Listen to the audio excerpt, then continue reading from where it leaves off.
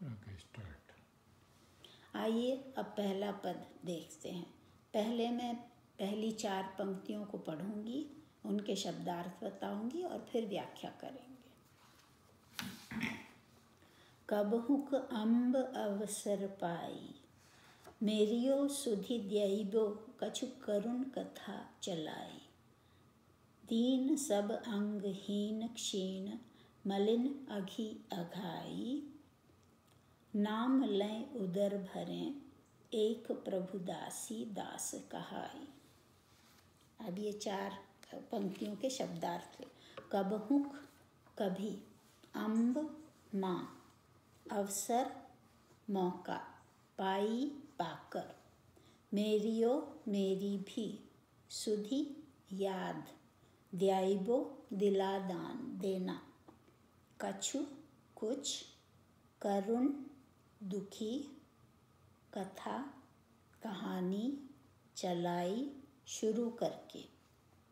दीन असहाय, सब अंगहीन सब अंग रहित यानी कोई कमी वाले लोग, जैसे अंधा, लंगड़ा, लूला इत्यादि।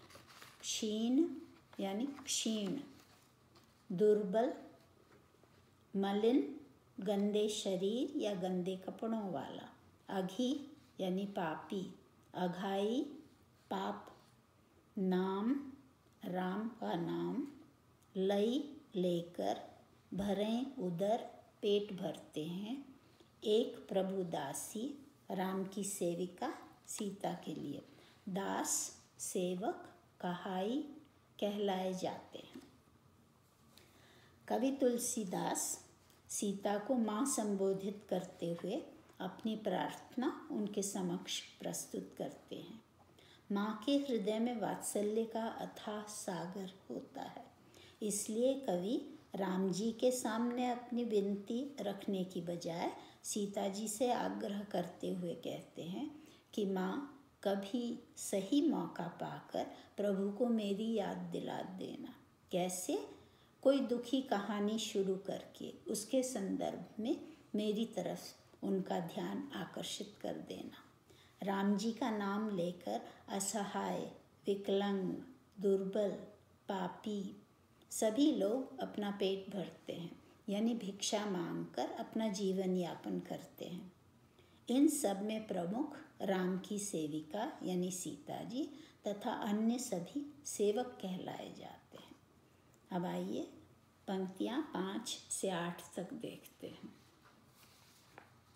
बूझी हैं सो है कौन, कहिबो नाम दशा जनाई। सुनत राम कृपालु के, मेरी बिगड़ियो बनी जाई।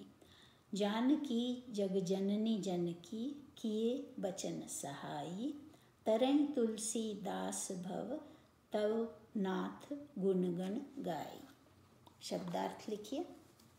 बूझी हैं समझो, सो है कौन वो कौन है, कहिबो कहकर, नाम दशा दशा, जनाई बताते हैं यानी सुनते हैं, सुनते ही। राम कृपालु राम कृपा करने वाले यानी दयालु, के की मेरी बिगड़ैयो बनी जाई, मेरा बिगड़ा हुआ काम बन जाएगा।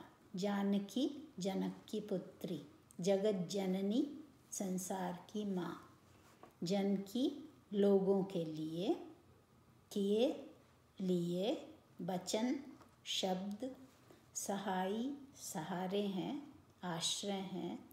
तरह तुलसीदास यानी पार करें, तुलसीदास, भव संसार रूपी सागर, तव नाथ तुम्हारे पति के, गुणगण गुणों के समूह, गाई गाकर। समझो वो कौन है, उनका नाम कहता हूँ अपनी दीन दशा बताकर। पाठकों के मन में उत्सुकता है ऐसी स्वामी का नाम जानने की, जिनका केवल नाम लेने से ही लोग अपना पेट भर लेते हैं। सुनिए, राम है उनका नाम, जो स्वभाव से ही बहुत दयालु हैं।